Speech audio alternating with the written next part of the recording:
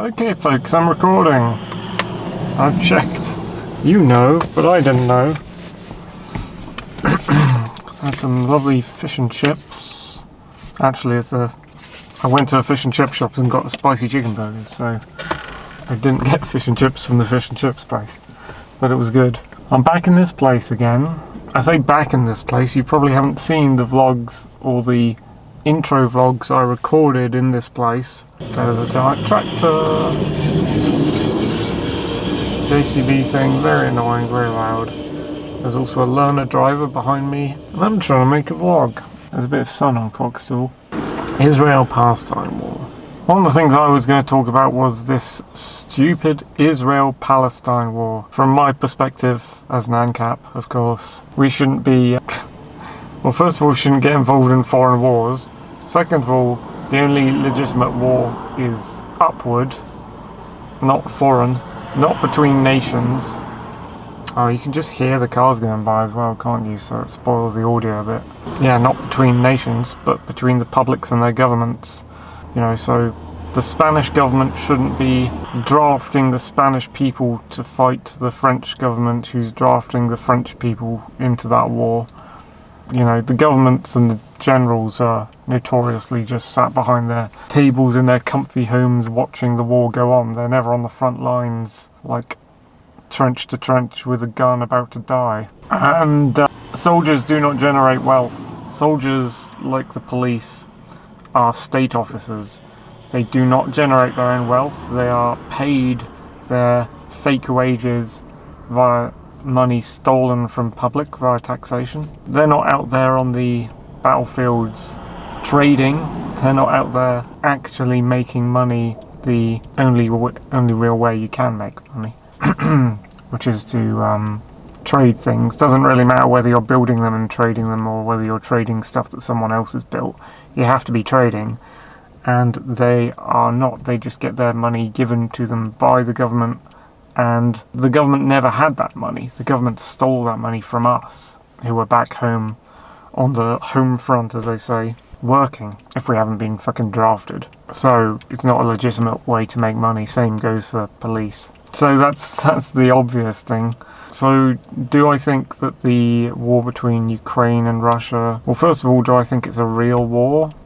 After lockdowns? Not really. I think the World Economic Forum and the UN and China, CCP, have got their hands in creating these kind of false new wars that come out of nowhere and have no reason really to get started. With the Russia and Ukraine, you could argue that it was NATO that started it. Like the right wing would argue NATO would start it. I'm not right or left myself. The left would argue that Putin, Russia expansionism started it. I don't think either of them started it, really. I'm of the mind that the World Economic Forum and the UN and all that. You could argue that via Russia, that China, which is more close to world government than Russia is, had a hand in. Because for some dumb reason, Putin started allying with China. Which, you know... I mean, he's done fucking dumb things before. He did the dumb thing in lockdown. Was it Kazakhstan? It's one of those. It was Kazakhstan or somewhere around there. People rose up because the government of... I think it was Kazakhstan. During lockdown, the public had their bank accounts... They made it inaccessible for the public to reach their own money, basically. Like cash machines and like going to withdraw money at the bank.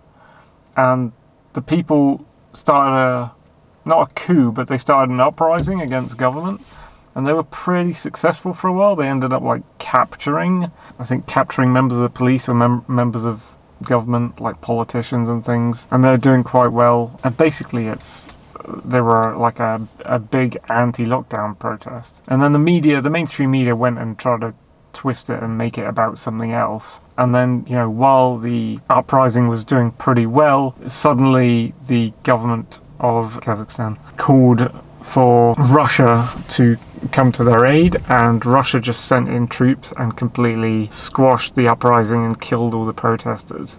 And I thought that was a horrific move from Putin. And then after that, he allied with China. And I'm saying a horrific move from Putin because all that stuff before then that people said was bad about Putin, well, I don't really believe. Like, I don't think there was any real dirt on Putin before that stuff. The whole thing that apparently he just burnt documents when he worked in the FSB, which I think was a successor to the KGB. Like the worst thing I could think of was that, and then there was the poisoning. And I couldn't see, when I was reading the articles about it and stuff, I couldn't see any direct ties between Putin and that event. It just seemed to be like this figurehead in government was poisoned in London. Was it polonium poisoning? People were taking it as like some sort of assassination hit. Oh my god, I got a shield bug. I have to get rid of that shield bug. Hold on, my dudes.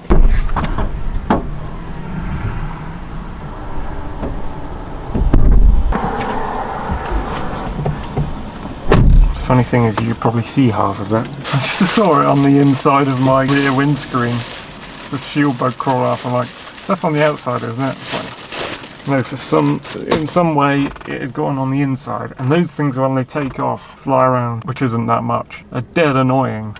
They're like almost like a bee. Driving instructor is moving off now, or maybe a student is. Oh, I thought he was leaving. He's not leaving. It must be an absolute newbie because he's like sluggishly going around in circles on the... He's not actually leaving. I guess he was explaining some theory to a student. Anyway, I can't remember the exact details because it was so long ago that I looked into it, but yeah, that poisoning thing. And correct me if the name's wrong as well.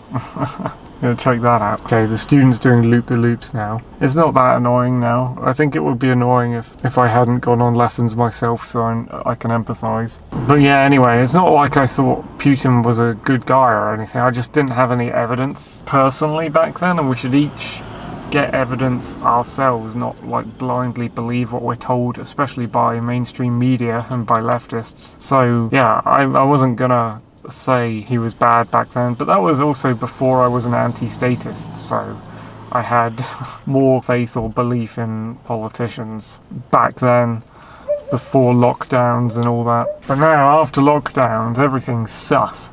Everything's fucking suspect.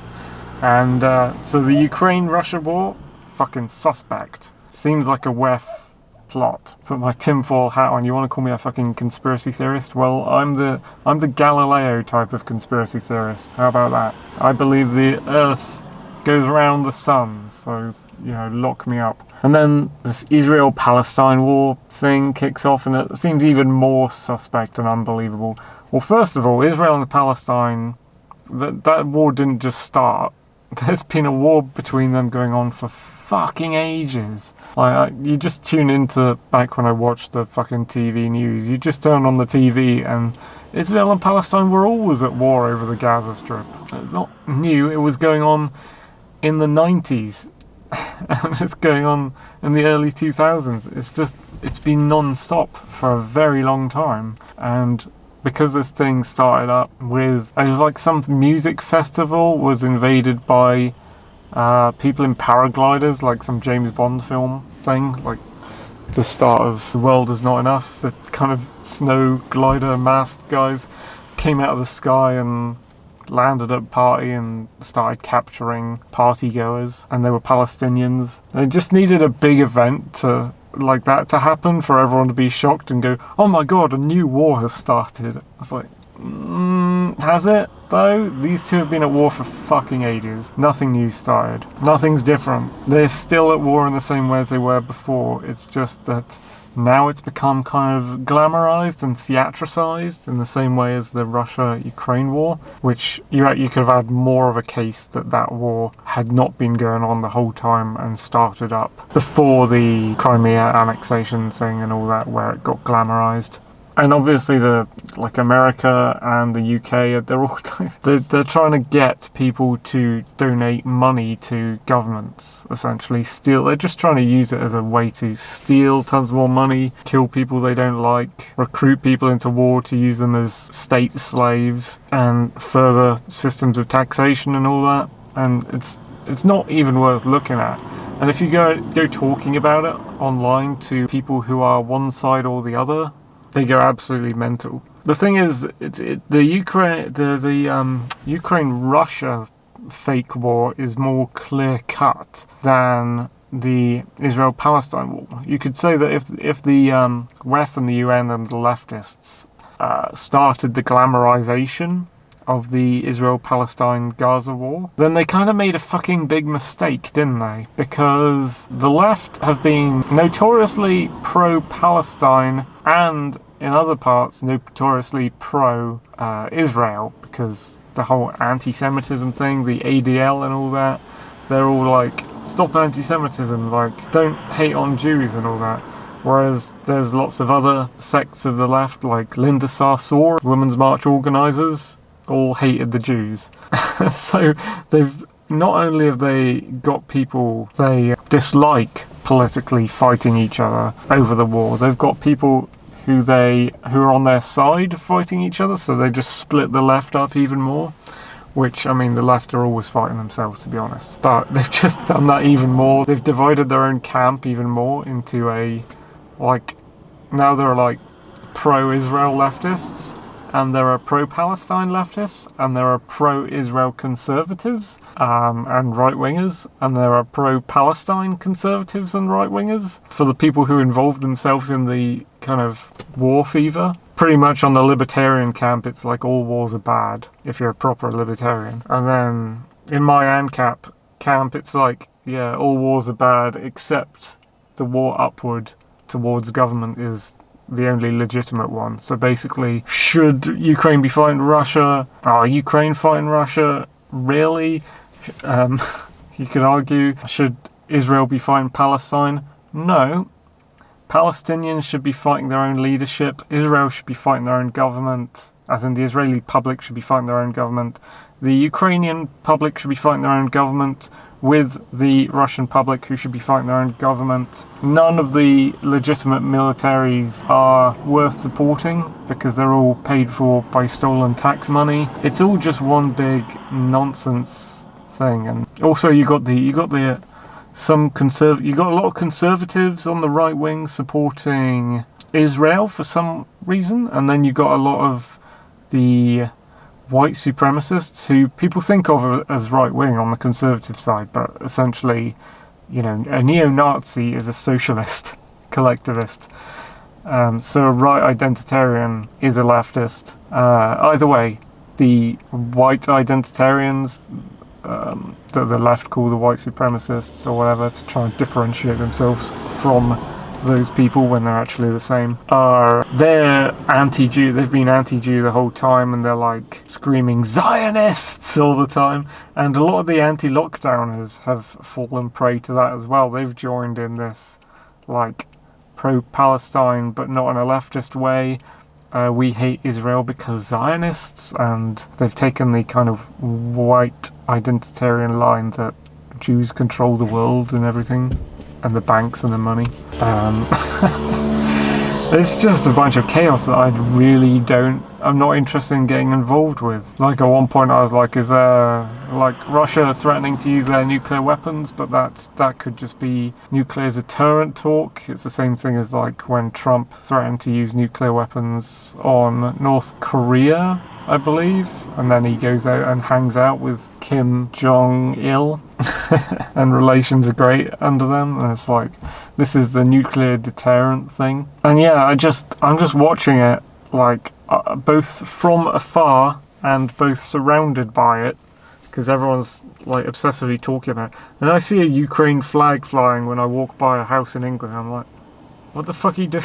First of all, if you're a Ukrainian living in England, then you're an English citizen. Unless you're staying here temporarily, you're an English citizen, and you should be flying the English flag, which is a red cross on a white background. If you're not a Ukrainian, you should be flying your own flag also. This is the country of England. This is where you should be flying the English flag. You shouldn't be flying a Ukrainian flag in England in that way. So it's just daft when I see that. The Palestine flag's confusing to me because a lot of those Middle Eastern flags look similar. It looks like the Iraqi flag, I think. It's like that kind of red triangle with the black, green and white stripes. It's one of those mixture flags. There's several flags like that, and they always confuse me. So if I see the Palestine flag flying somewhere, I'm like, Which country is that? Because it confuses me so much. Yeah, but should be flying an English flag in England, but of course the far left are in control right now. They've been in control for a very long time, not just under Starmer, and so they want to demonise England, and the local people who live in England have white skin, and so that kind of fuels their fire. And they want to destroy all the statues and tear everything down that is English. I'm very pro-English for the past, I think, for the past before I was born. I'm pro-English, but I'm not pro-English in a statist way.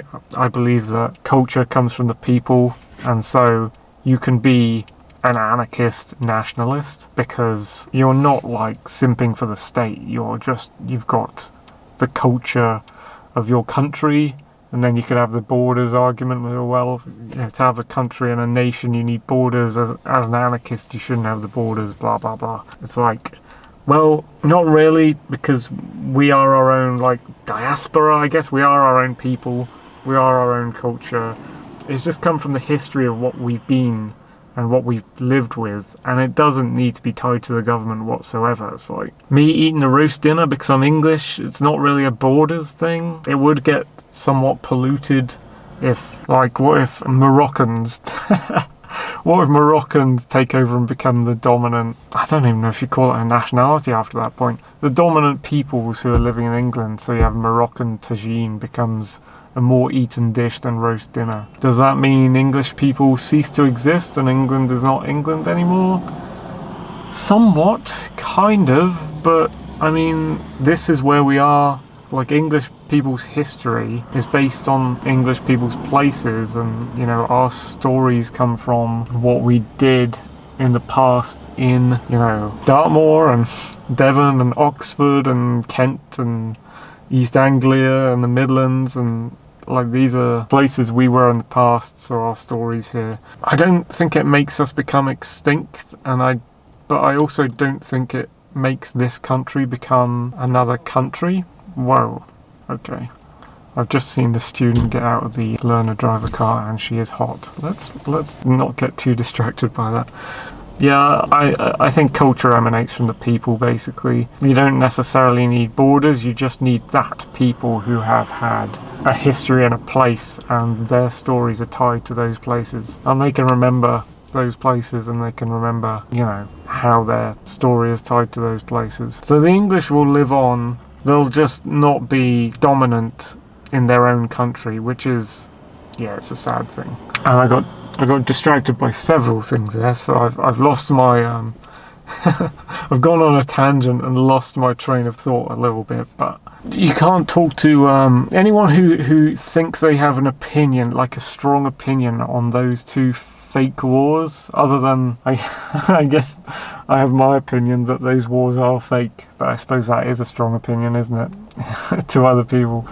But I mean, you know, it's like the libertarian opinion of there shouldn't be any wars tweaked to, yeah, there shouldn't be any wars. There shouldn't be any of these kinds of wars that have happened or been happening throughout history that are powered by government and taxes and telling you to do stuff, and you do it because the threat of a gun aimed at your head from police and such. But, you know, it doesn't mean that wars are, like, the totality of war in general, utterly, completely, which is the libertarian view, is not useful, because then we remain enslaved. You know, you can't just get out of slavery by sitting there, and you can't just get out of slavery by loads of people sort of agreeing to not comply. You're still at the butt of a gun, and you'll still be told what to do unless you fight back. So there are wars that are legitimate. It's just none of the wars that we're used to seeing, that we're familiar with, that we understand. The kind that I'm talking about, it's kind of happened in a way, but it hasn't really happened in terms of the end result.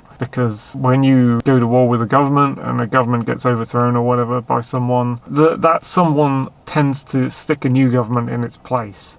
And that's not what I'm talking about at all.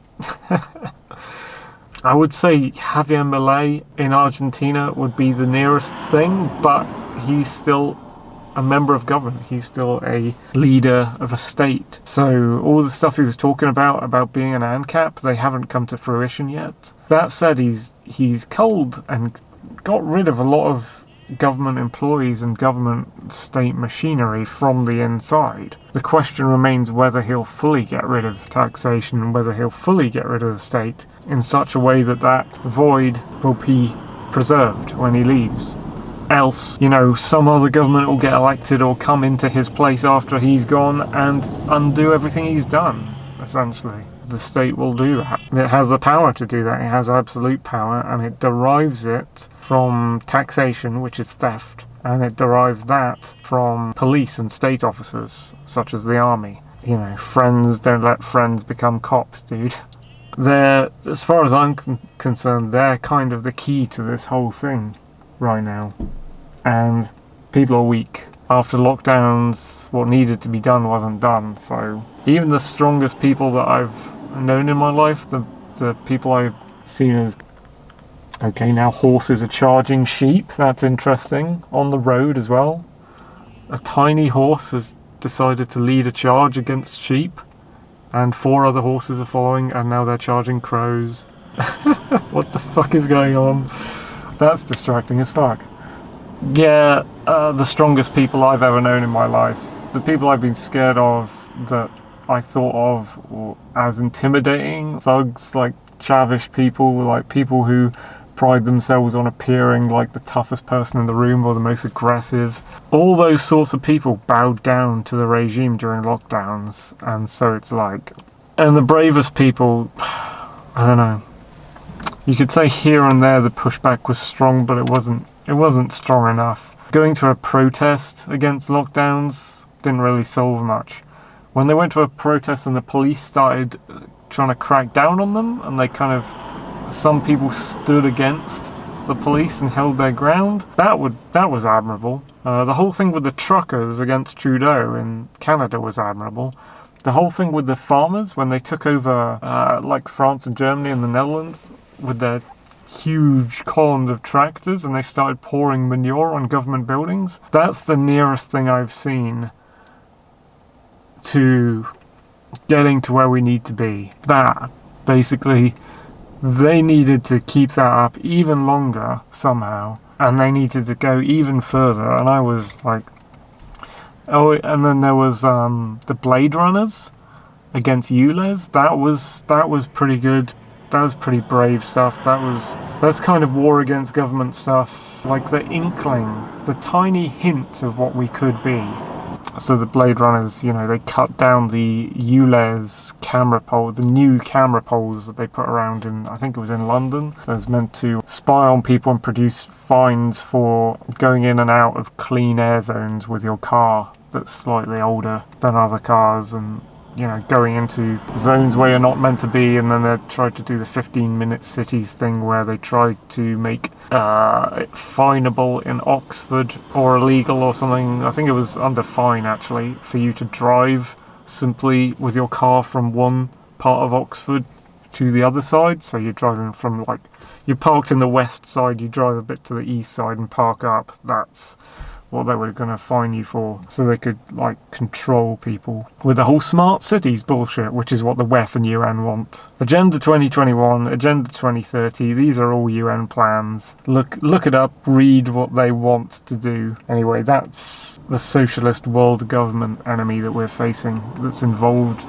in all this shit, from lockdowns to the 2 fake wars. And yeah, that's my opinion on the Israel-Palestine conflict. It's something I just don't want to get involved in. I don't really want to talk about it. I don't want to argue with a member of either side in any heated way, because I'm just like, I reject the original premise that the war is even a real war, let alone a type of war that any of us should care about. The basic reason it's been glamorized, because it was happening anyway, is to steal more and more money from the public, which is what the government spends its time doing every day. Every day it's out there stealing from us and trying to channel and control us and use us as little kind of experiment toys. That's all for now, folks. I got that vlog out. Topic vlog, first topic vlog on my list. Done. Catch you all later, folks.